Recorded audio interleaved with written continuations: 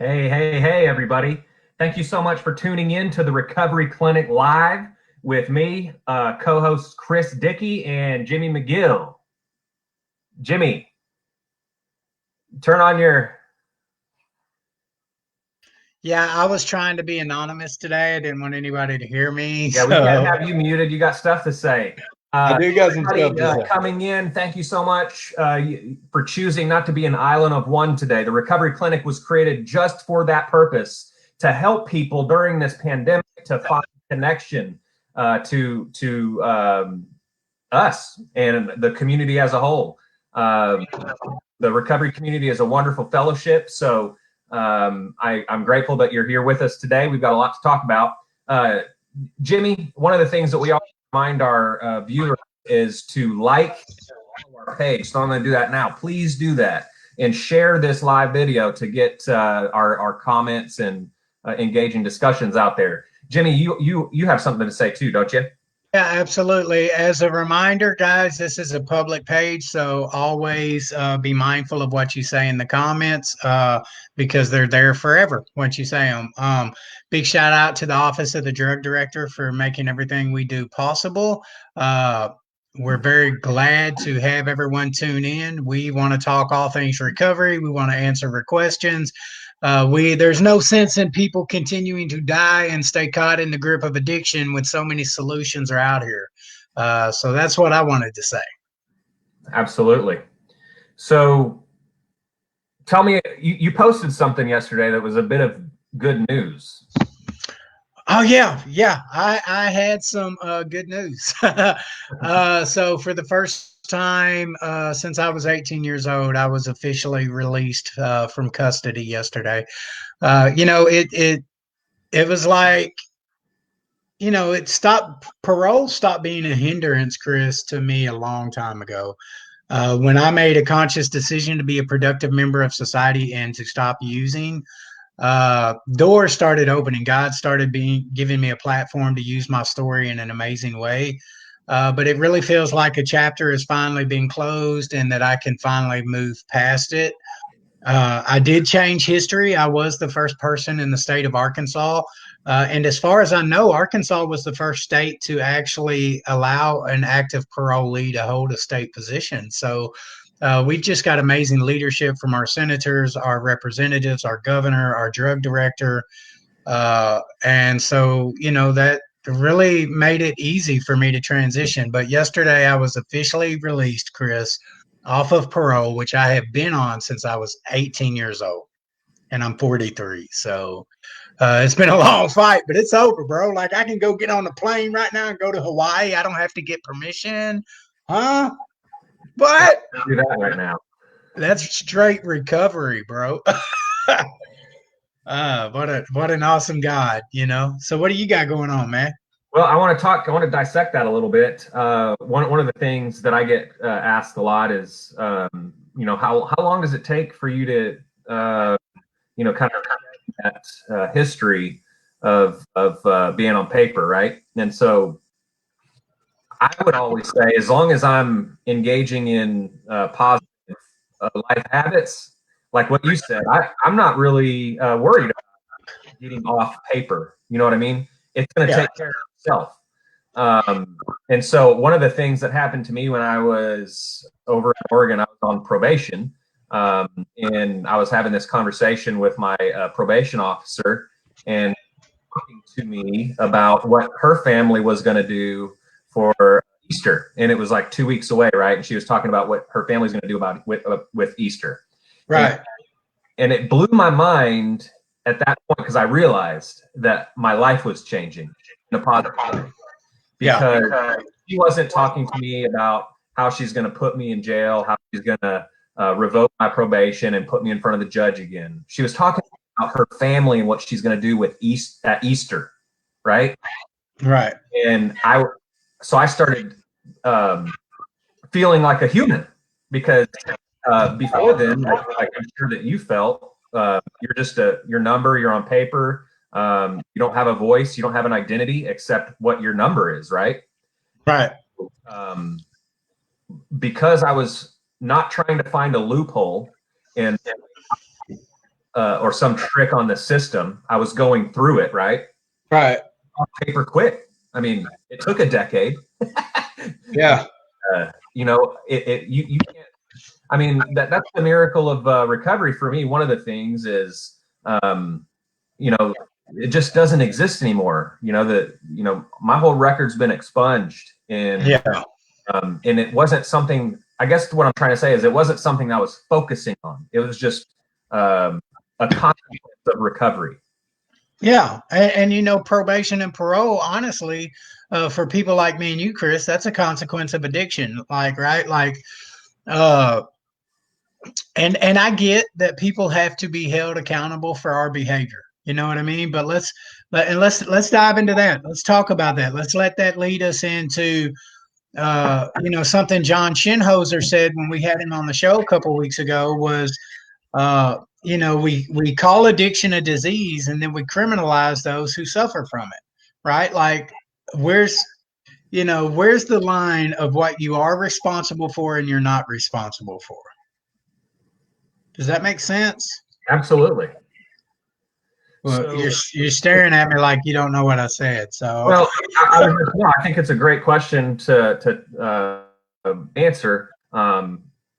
When you know, we talk about you talk about second chances, you know, and then when someone actually starts to turn their life around, we put sometimes the system tends to put more barriers.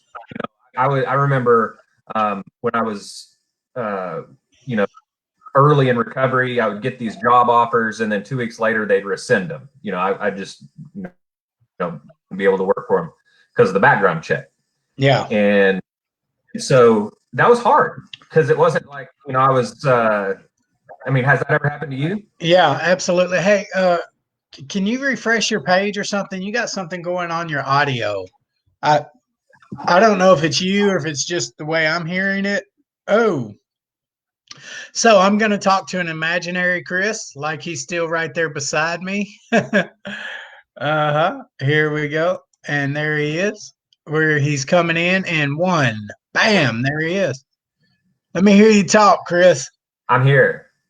That's better. Good. Like you were coming in really broken on me.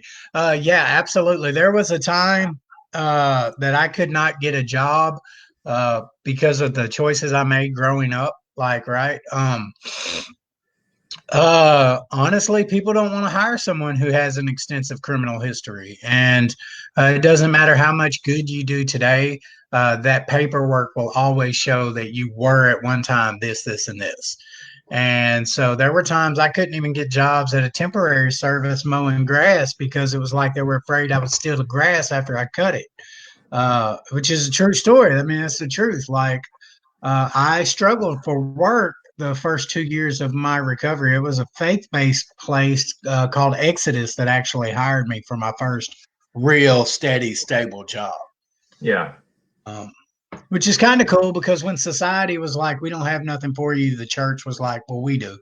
And so that was really an eye-opener for me. Yeah, I my path was, you know, when I moved from Oregon to Arkansas, you know, my path was kind of getting into higher education. You know, a judge in a lifetime ago had ordered me to get a GED instead of sending me to jail, which I'm very grateful for. And so I was able to get my GED and attend a couple of classes of college level courses in Oregon. And then when I got to Batesville, I still had that, right?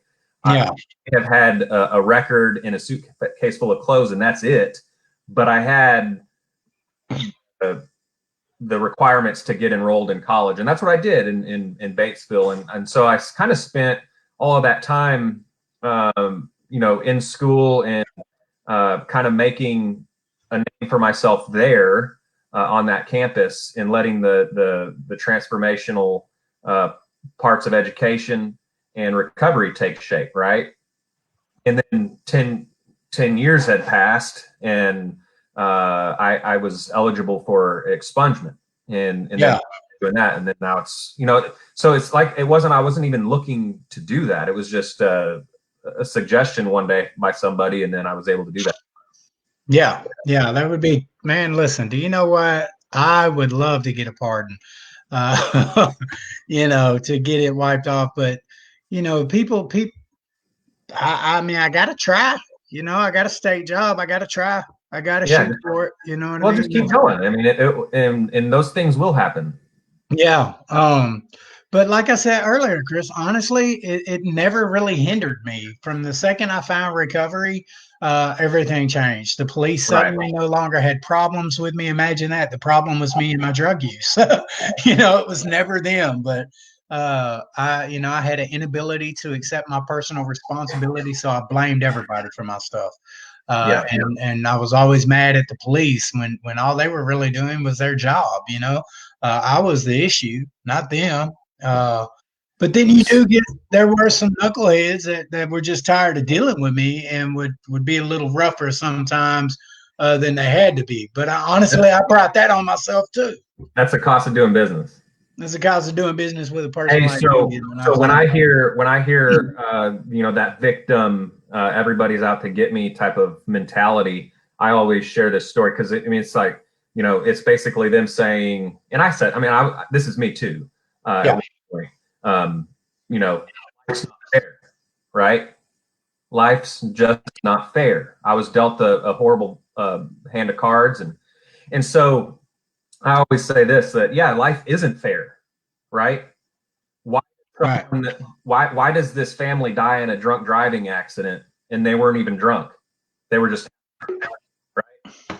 Life isn't fair, and it seems that people who don't have active addiction in their life have to find out the hard way through it like that, by picking up our slack, right?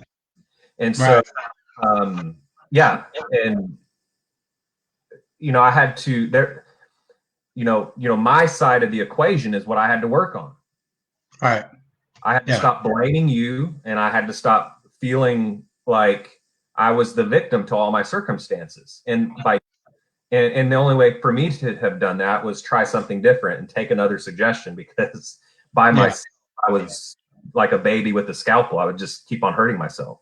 Yeah, I say it all the time. You know, somewhere along the line, I made a choice to be a volunteer and not a victim, right? Like we can only blame the lifestyle that we were living on our circumstances and our surrounding and our environment for so long, right? Like I always knew right from wrong. In the beginning, my drug use started as something fun and social, and I used it as a way to change things about me I didn't like. I used it to help me be what I thought was cooler than I really was. And the reality of it is that moderation would leave, and I would become powerless over that substance use to a degree that was almost undescribable, right? Like the obsession and the craving to use became the driving force, and the only thing that really mattered to me. And it didn't matter who got hurt. It didn't matter what lie had to be told. I was willing to go to any length I had to get what I wanted. Absolutely. Speaking of going to any lengths, and what we're talking about, you know, getting off of paper and getting our positions restored in society. I have a question from one of our viewers. Actually, it is a question. they say, I need some advice. How do I trust again? I know people work hard to change, but I keep going back and reliving all of the BS that I have been through. And that's from the other side, right? That's from a family member that's in a relationship with someone who is in recovery, and they're wondering how to trust again. And so I want to pose that question to you, Jimmy, and we're going to talk about it, but also to our viewers that are currently watching. Throw in some suggestions. All right. So it took for me. Of course, I'm coming from the other side than the person that asked, right? The thing that I see the most of, and the thing that I experienced, was when I found recovery, I wanted people to immediately trust me, which was utterly ridiculous. I had done nothing but give decades and decades of reasons for people to not trust me. All I did was provide solidarity for reasons why you shouldn't trust me. And now all of a sudden, because I've got 6, 7, 8 months in recovery, and I'm like, look at me. That's not me no more. I'm sorry. I've got a problem. You can trust me. I'll be there for you. I'll die for you, Chris. And the truth is, trust is a process. It takes a long time to gain that back. I want to tell you a real quick story. I was sitting in a 12-step meeting one time. I was on the back row. I had like 8 months clean. I was doing what every good early person in recovery does. I was being judgmental and cocky and arrogant and thought I knew everything. Not you. Yeah. And this guy walks in, and I've never seen him before. He's buffed up. He's definitely confident, secure. You can tell he's not really worried about anything. He's got a beautiful woman with him. I've never seen her before. They come in, they sit down, and I'm just sitting back there judging him like, who does this dude think he is? Which was ridiculous. He had no reason to do that. And he shared about this same very thing. And I learned something that day. What I took from him was, he was upset at 5 years in recovery because his family still didn't want anything to do with him. And, he had talked to his sponsor, and his sponsor told him, well, listen, how long were you out there causing devastation to your family? He said, 16 years. He said, well, then give it 16 years for that to heal. And so the ironic thing is while I was sitting there judging him and he was telling this fabulous story of strength, he ended with, and I'm here to pick up my 16-year coin. And so I was like, wow. That's amazing. And so trust is definitely a process, and there's different levels of trust. There's not just one bubble that identifies all the different levels. If I go on a trip, which I'm going to have to ask my neighbors to look out for the mail, it's a different level of trust than if I'm going to share all of my secrets I've done, right? And so there's a certainly a process of things. And so to answer the question of that is, how do I trust again, is try not to fit everything into today and projecting into the future about everything that's going to happen. How do I trust again? Thank you, sir. Gotta get that caffeine. Yes. So I think trust is earned. I mean, for my family, let me share a story like you just shared. My mom, I've got 9 months. This is the first attempt. This is back in 2001. I've got 9 months. Mm-hmm. I'm like 20 years old, right? Right. And so my mom's telling me this story that she's finally able to trust me again.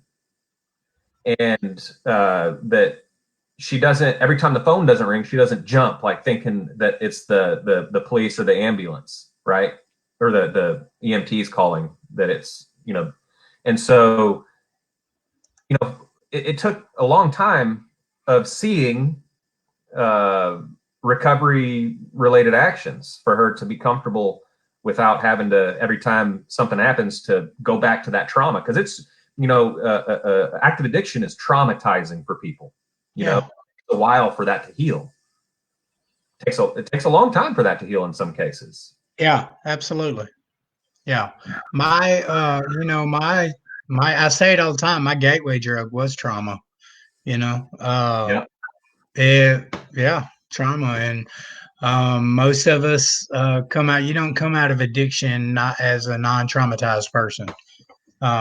Chris, what are some of the other questions you got? So You here's seem to another have one, and a lot this is gonna be a segue into a question that you have or a topic that we want to talk about. Okay. Viewer that was reaching out saying, "Well, I thought I could have one glass of wine, but nope, but nope. Bottle gone, then smoked pot, then cigarettes, then overate. My liquor habit is killing me and keeping me from reaching my full potential and my depression and my weight problem. Will I ever learn?" So there's a lot to unpack there. There's a lot to talk about there because Sounded like a fourth step to me. yeah, many. Well, a couple of things, Jimmy, is, you know, it kind of implies that if I have enough knowledge about my problem, that I'll be okay, right? Because they ask, will I ever learn? And then at the very beginning, they're talking about, I thought just one glass of wine would do the trick, but nope. And then you saw this train wreck, right? Right. So can you relate to that? Or can anybody viewing relate to that? Yeah, absolutely. So just because I saw my problem doesn't mean I'm ready to do anything about it. I wanted to stop using Chris way before I could. There was a time that, there's a common misconception that somebody in addiction is happy and using because we love to just use and that we can quit when we want to quit. That's the biggest myth that I've ever heard in my personal recovery. If I could have quit when I wanted to, I wouldn't have had to spend the last uh, 26 years on parole. Yeah. So let me tell you something about what it means for me to be here talking to you today. At Okay. 1 o'clock, I'm going to attend a funeral for a friend of mine, Ryan Woodson. He Yeah. lost his life to an overdose, and I'm going to go celebrate his life with his family and friends in the community. I'm blessed to have 13 years in recovery. Right. What happened to me at listen to this, 4 years of recovery. I was at another funeral for a guy who had lost his life to an overdose. His name was Mike Hilton. And this guy was so charismatic. He knew everything about recovery. If knowledge kept someone in recovery, this guy would have, at the top. And so everybody loved him. He was so funny. He always had a group of people around him. He was telling stories, and he died of an overdose. And I got to be at his funeral participating in reading something, right? And we're outside. It's a graveside funeral, and it's my turn to speak. And I'm reading these lyrics, right? And I began to cry, just an uncontrollable cry, because I couldn't get past the first two words of that sheet that I had. And those first two words were Amazing Grace. Right. In that moment, why I was crying is because I realized that the only reason I'm here is because of Amazing Grace. And in that bittersweet moment, I was bitter. I was saying goodbye to a friend. And the sweet part was I'm still here breathing. And by God, I can't take this second chance and waste it. I've got to continue to go to the light, continue this journey. And so that was a huge lesson for me. And so to answer the question, will I ever learn? No, I'll never learn. I always think that one drink is enough. I'll always think that I'm going to be okay with a drink. That's the disease of addiction, right? But only because of grace, I'm able to not have to put that drink in. Right. Yeah, absolutely. I agree with you completely. I know for a fact that I am powerless over all substances, right? Like for me personally, I can't use anything. There's no moderation, there's no rationalizing it. If I were to have a glass of wine, there would be an 8 ball in the bottom of the glass. Like before I was done, and it's not just, it's not just the one drug leading to another. Like, let's get real, man. People like us who fought our way out of addiction, Chris, we came with decades of core behaviors that are totally non-acceptable. Like we don't know how to do that. We don't know how to make good choices. I'm a little over 5 years of sustained recovery now, and I still make horrible decisions. Like at best, I am an inconsistent decision maker. You know, Yeah. Hey, and so if I start, hold on, if you took a bottle of wine and there was a what at the bottom of that? an 8 ball. Oh, I thought you said mixtape.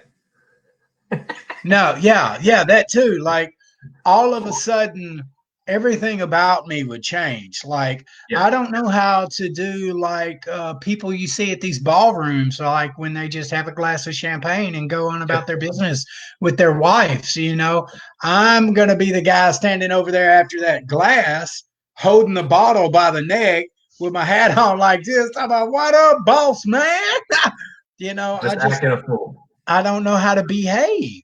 Like, so when you mix drugs and alcohol on top of my distorted behaviors, I'm an idiot.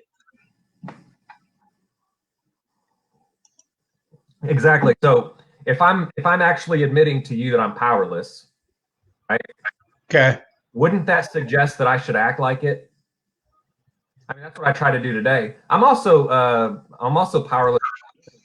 Doesn't mean I go try to hang out with grizzly bears. They're gonna maul me up, right? I mean, that'll be the last group gathering I attend. Yeah. Because I'm powerless over grizzly bears, I don't go hang out with them. Just like I don't go to bars, where I don't go to events where the purpose of that event is to drink or get loaded. I don't go. Yeah.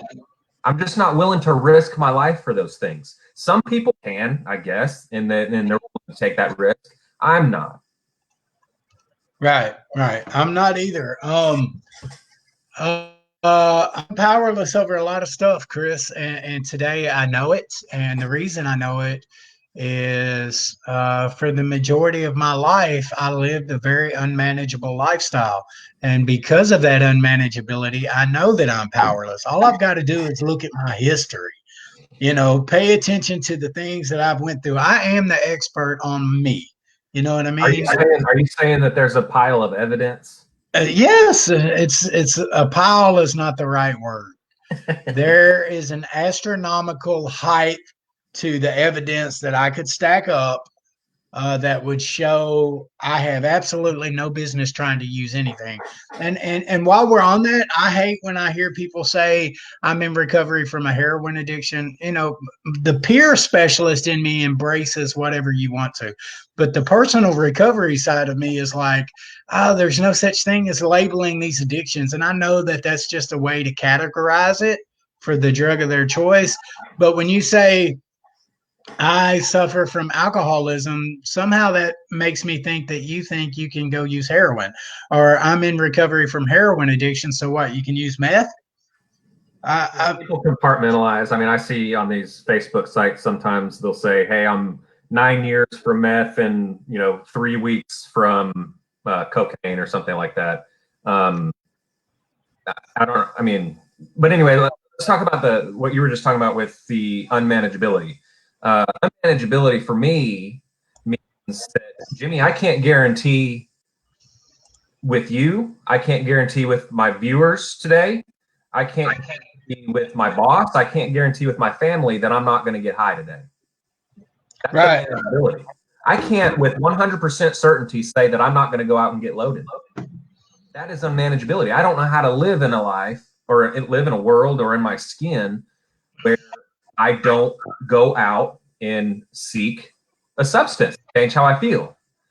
Yeah. I didn't understand that I have a mind that always wanders back to a drink or a drug. I didn't understand that. Yeah, me either. And Yeah. So let me tell you this question here we have from another viewer. Does the feeling of wanting to use ever get easier after time? Yeah, it did for me, to be honest with you. I haven't really wanted to use throughout my whole thing. I've had thoughts fantasizing about it, but like a desire to just go somewhere and use and fight that, I haven't experienced that.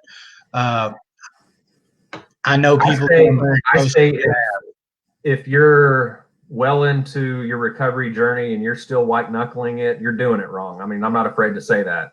If the recovery experience isn't one that should be white knuckling every day, trying not to put a foreign substance in my body. We've been given this new lease, this new outlook on life to where it allows me to have a blank canvas every day that I'm able to paint a pretty cool picture.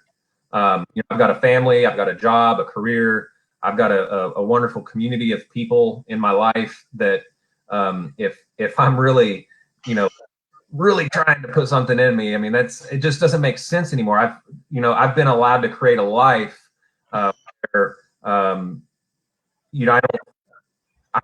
rarely think about using. I mean, when we're talking on the recovery clinic about it, and I, pull up some things from my past, I just don't. I just don't. And that is the miracle, right? That I'm able to just live in this skin of mine and in this world with freedom, true freedom. Yeah. Yeah, for sure. I did everything that I was mentored into doing. Like I changed everything about me, and I haven't went back. It has not been hard for me to maintain my recovery, and that's just honesty, Chris. Like I work with a lot of men in recovery. I sponsor people in my personal recovery. I have helped some people on their personal spiritual path. I've and even mentored some people with peer recovery. But like I just haven't had to, I did everything that my predecessors showed me how to do. Like I changed my people, I made new friends. There was a time when I could walk into any neighborhood and it would be a big deal. People would either be flocking to me or running from me. And I changed all that. Today I go into churches, I go into recovery communities. I go where people like you are at, Chris. I go where people want to see me succeed. I don't put myself in a dangerous situation, right? Like if I put dope in my hand, I will put it in my body. So I don't go places where I can get it and put it in my hand. I don't associate with people that I used to use with unless they're trying to get into treatment. If they're trying to get into treatment or they're needing a recovery house, then I'll do everything I can to help them navigate through that. Right. I'm like you. I'm not a gambler, not when it comes to my recovery. And I'm just not willing to risk that. Exactly. So Christina asks, when does that go away? And I'm thinking that she's talking about the craving. The idea that a substance is going to make me whole. I mean, I think for me, my void was a God-shaped void, personally. And so whatever that means to you, once I was able to fill that, I didn't need sex. I didn't need money. I didn't need the title. I didn't need all that shiny stuff. I didn't need the substance. And so when I think over time for me, my first reaction to something that happens, and I'll say a blind side in life, my first reaction is, filling that void with something positive. Yeah. What'd you fill it with? I call a mentor of mine. I call, journaling, working through processing, and then, meditation and prayer for me. Yeah. So there was a guy that used to say that we talk the disease of addiction to death, and it took me a long time to understand what he was saying, because I thought it was just, we sit in groups and talk a lot, but no, for me personally, addiction can't live in me if I'm talking about it and calling it out and shining a light on it. It dies, and so I think that's what I mean. We talk the disease of addiction to death, and so there's times where some things are harder to let go of, obviously, when something happens to me. But for the most part, I mean, that's a normal human experience. When something happens to me, when I have to deal with a situation and feelings that I don't like, it's a process. I got to work through them and talk about them. Yeah, definitely. Because I don't know how to process. There's a truth in the cliche that we cannot recover alone. And if you look at the SAMHSA definition of recovery and the 4 elements that they have: health, home, purpose, and community. If you look at 12-step communities, faith-based centered recovery programs, every recovery program has you partnered with some living soul. Right? You cannot recover by yourself. And so because of that, what you just said, Chris, I need somebody to help me see that the error in my thinking and judgment, right? Like, because I can't really fix my thinking with my own thinking. I need someone who has successfully navigated through this thinking that can help me say, hey, yeah, well, you see what I'm saying? Yeah. You have a question from a viewer? Oh, what does unmanageability mean to you? Well, like I said before, it means that I can't guarantee you that I'm going to, be completely away from substances, and so that's why I need what the next part of that is something bigger than myself. And so that void to fill, right? Right. I need to live in a way that, makes me look somewhat normal. Yeah.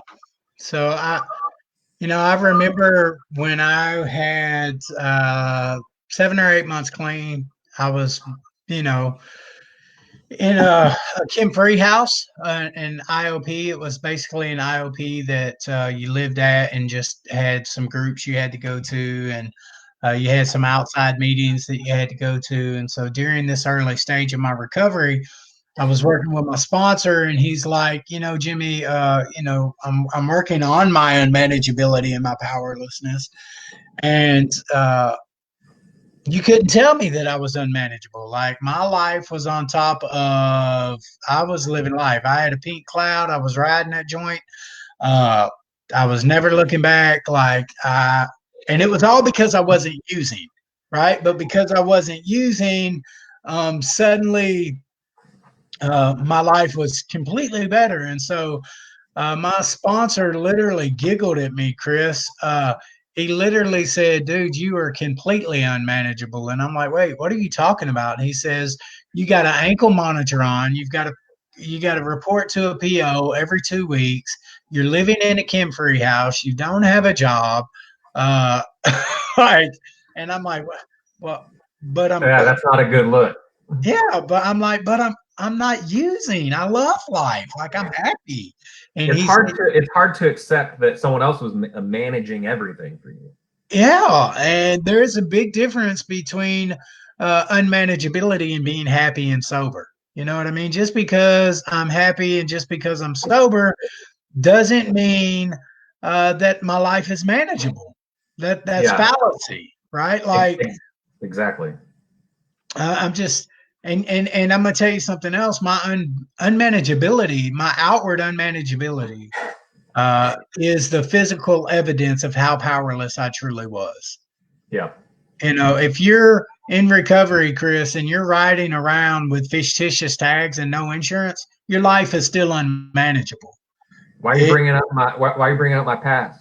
I'm just telling you, if you've got a year in recovery, Chris, and you're riding around in a hoopty with no insurance, you're breaking the law, and that means your life is unmanageable. I had 9 months. Well, 9 months, 10 months, 6 months, you was unmanageable. I know it. Hey, so you're talking about happiness. I want to bring in another comment from a viewer. Says, and I want the current viewers to chime in on this because it's important. Sometimes I just want to give up on everything. I think and think and think. My brain doesn't shut off. I have no friends, nothing. What's the point? How does someone achieve happiness? And these are people that are being very vulnerable. And I'm glad that they are. Because one of the things that I want to touch on with this, there's a couple of things. Yes, I think that early in recovery, my mind was always racing. And then sometimes still my mind can go on, a tear. Yeah. Off the rails. And so how do you stop that? How do you stop all of the past thoughts coming at you? How do you stop all the future thoughts coming at you? How do you stop all the pain of right now coming at you? And yes, that can be very, very overwhelming. Yeah. Especially now in quarantine. I mean, it's having a real effect on people. Yeah. And so one of the quickest ways is to call somebody, reach out, get out of the house for a minute, go for a walk, write it down. Sometimes the best thing for me is to make a list, because I think in my head, I've got all of these things that I need to do. And then when I write them down, there may be just a few that are critical, right? That I'm just needing to focus on instead of like 300 things. Yeah. But the thing that I wanted to touch on with that comment about how do you achieve happiness, and for me, and you may have a different view, Jimmy. For me, happiness is not what it's about. For me, happiness is an illusion. It's a thing that I think I can grab, and that's not what I'm interested today. I think the gift that I've been given is the joy of living. I am grateful that I get to do certain things, like when we get off here, I'm going to go hug on my nephew that I hadn't seen in a few days. I'm going to hang out with my daughter. I'm going to chase my wife around and point out things that she should be doing better. No, I'm just kidding. No, you aren't. But the getting up, taking deep breaths, and facing the day, living in the day, free of addiction, is where I get the joy of living. And that is something that is attainable.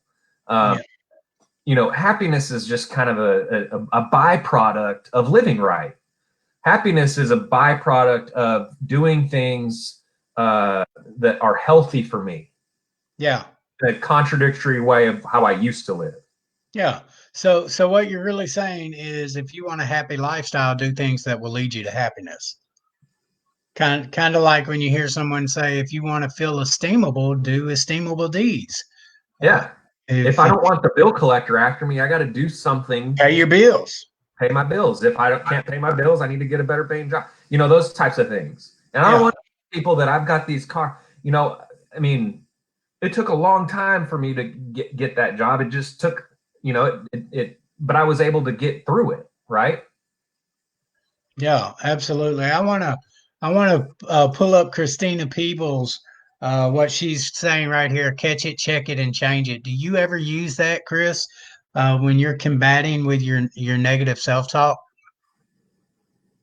Tell me about it. What is it? So catch it, check it, and change it is a tool that's kind of nationally or globally used by peer recovery support specialists. Because we are people, a peer recovery specialist, as you know, is somebody in recovery from their own addiction. And so once you've got a couple of years of living life in recovery, you can go get trained. Well, during that training, they teach you how to catch it, check it, and change it. It's where you kind of learn about the trauma that you were talking about earlier for people who are working in the field of recovery, and then you learn how to combat those negative self-talk. So like, if my mind is telling me that you really don't like me, Chris, that you and Tara don't really, you think I'm a butthole or something, then I would catch that thought.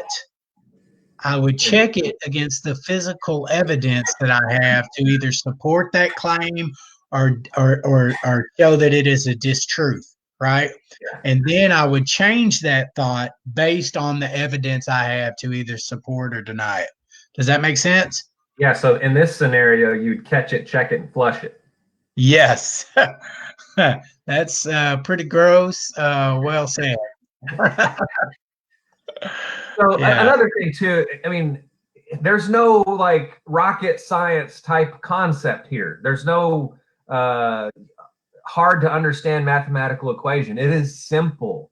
If I am feeling down, there are really simple ways for me to get up and feel good. You know what I mean? I spent so much time thinking that, oh my God, it's so hard. How am I going to ever overcome this? But if I never take the first step to try and reach out and ask for help, then I'm stuck anyway. Yeah.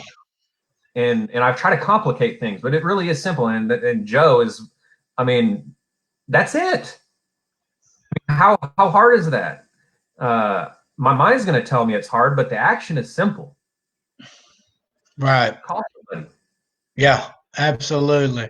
Sherry Stevens says, where do I go to this training? So right now the trainings are kind of non-existent because of COVID-19, but we are preparing to take our peer recovery trainings digital. You would basically just email the Arkansas Peer Advisory Committee at arpeercommittee@gmail.com, I think, and tell them you want to go through some trainings, and they'll get you hooked up. Sorry, Chris, I had to answer that. Oh, you're good. What has this quarantine taught you, Jimmy? What has it revealed about yourself? That I really kind of enjoy my wife. Yeah, I feel very blessed and very fortunate. And I enjoy my kid. It turns out they're not quite so bad. I hear other families talk about how they're on each other's nerves and they want to fight. And it's been quite the exact opposite in my house. My wife and I are loving it. Like we got to go outside yesterday. It was the first time in a while together, and we're driving through everything. We're riding. We're going through the countryside. We're taking a long way home.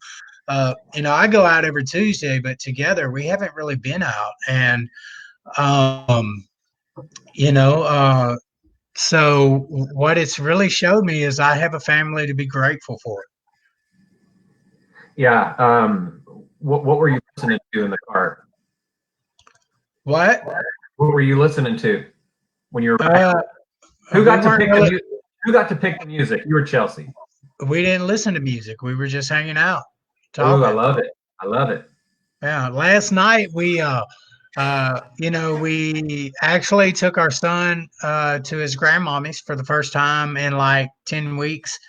And so we watched a movie, ended up being the worst movie that we could have watched during quarantine. She picked it.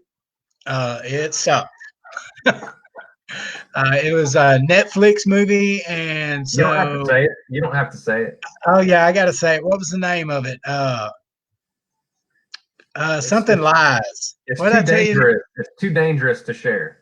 Dangerous Lies. Yeah, and I'm like, so it had a couple of good actors in it, and you're like, oh well, this is gonna be good. And then about 30 minutes into it, Chelsea's like, can you believe people watch this acting? And I'm like, I tried to turn it off, and she said, "No, we gotta finish it. We gotta see the ending because at no return. You couldn't go back." Yeah, the storyline was great. It was just garbage. If I was French, it would have been garbage. Chelsea's trying to call you out. Yeah, she picked it. She knows she picked it. We ain't gonna do all that.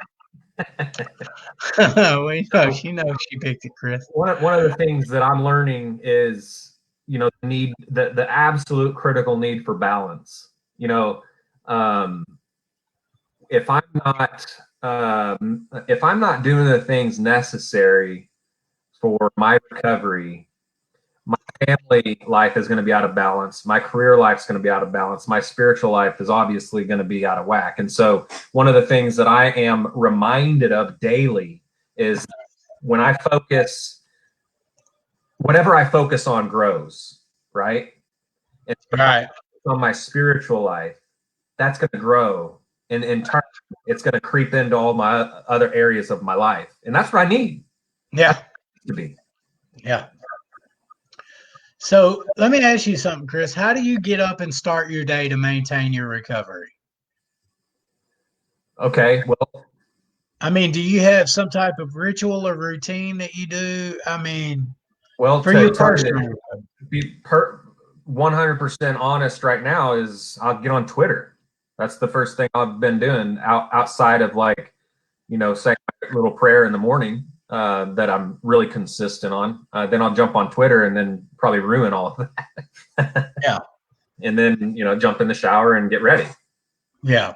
Yeah. So the first thing I do is, I get up and I do my study time with my higher power, which is my God, and so I get up and I do my Bible study and then I pray. And when I pray, I have meditation music playing in the background. I've done that for 5 years and 2 months, every day continuously. I've never, there's been, I think, 3 or 4 days throughout the whole time that I've missed that. That really works for me. That way I can get rooted with the God of my understanding and dive into his will versus mine. On a good morning, when I'm being consistent with my recovery, I will add step work into that. You know what I mean? And so I'll do prayer, meditation, scripture study, then 12 steps on top of all of it. I don't always do that though. Like this morning I did it, so I'm feeling pretty good. My wife and I have been making a lot of meetings through Zoom. And Sherry Stevens said coffee and prayer. Yeah, I would like to hear how you guys start your morning. And let's read some of those. What do you think? And then, one of the other things that I do is help others put out fires. And sometimes they've created them. So I'm saying, well, go get some water and put it out. But I get a lot of people calling me, and sometimes it starts really early in the morning. People.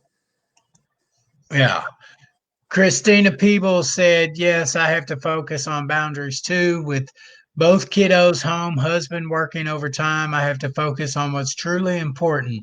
Sometimes that means not doing what I want, extra housework, extra trainings, etc. Well, yeah. So I think what you're saying is COVID-19 has caused you to readjust the way you live life. That's kind of it for all of us, right?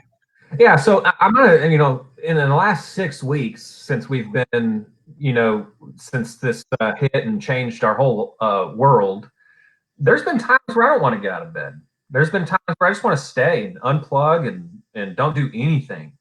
And then there's been times where I've been completely overwhelmed with doing too much, just feeling like overextended.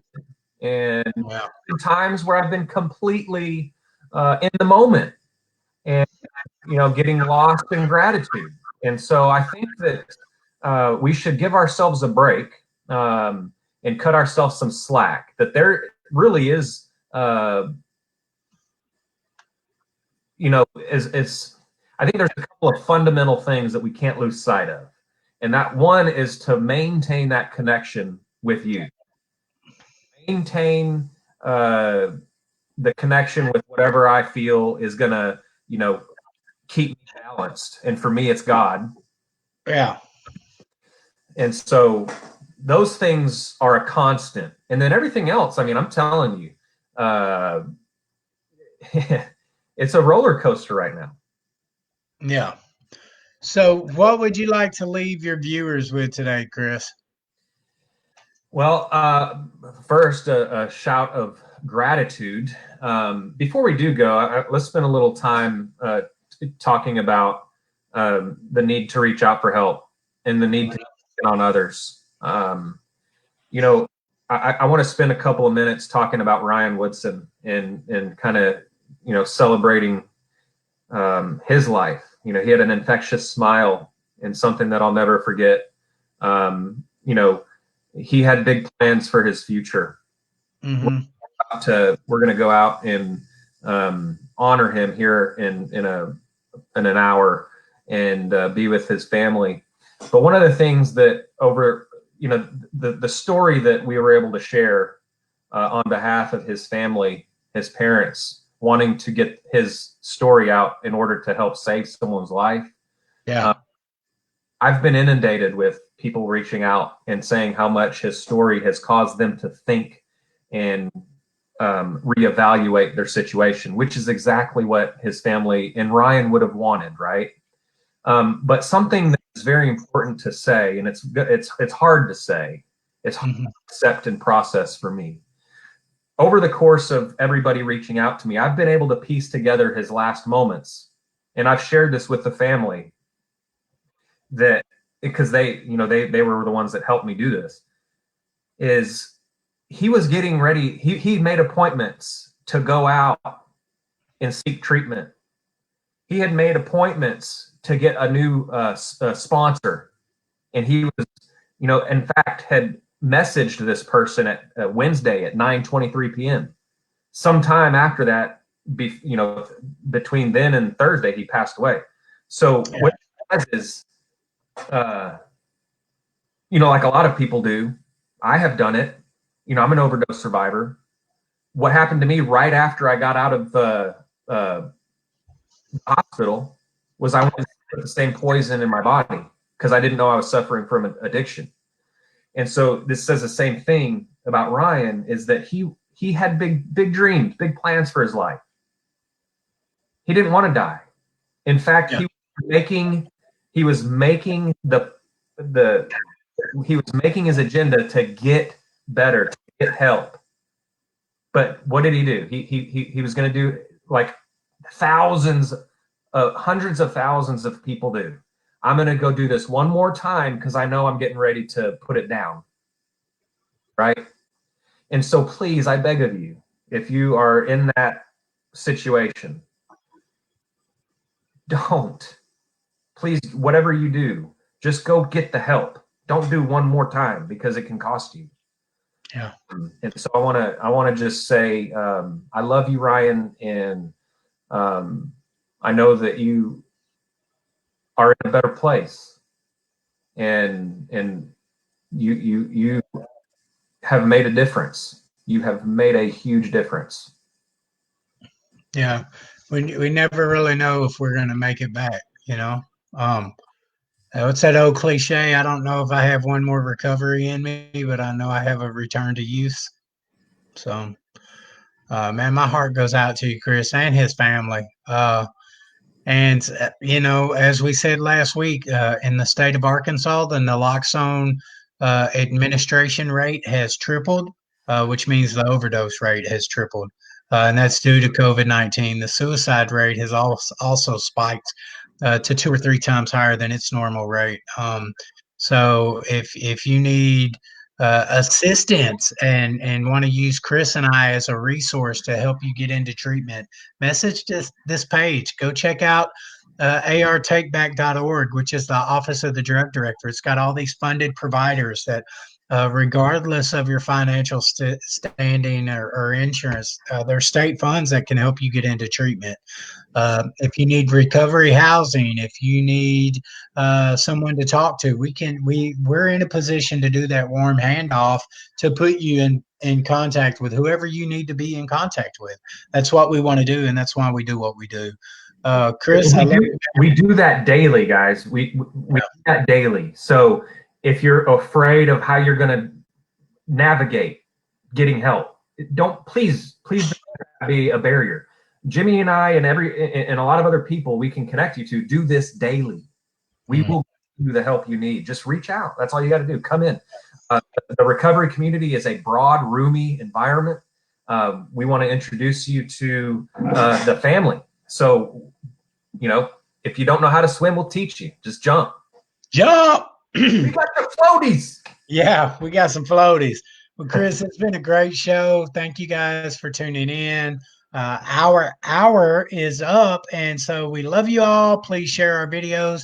If you haven't already went and liked and followed the page, do so and share it with your friends. Thanks, and we will see you Wednesday at 11 a.m. Central.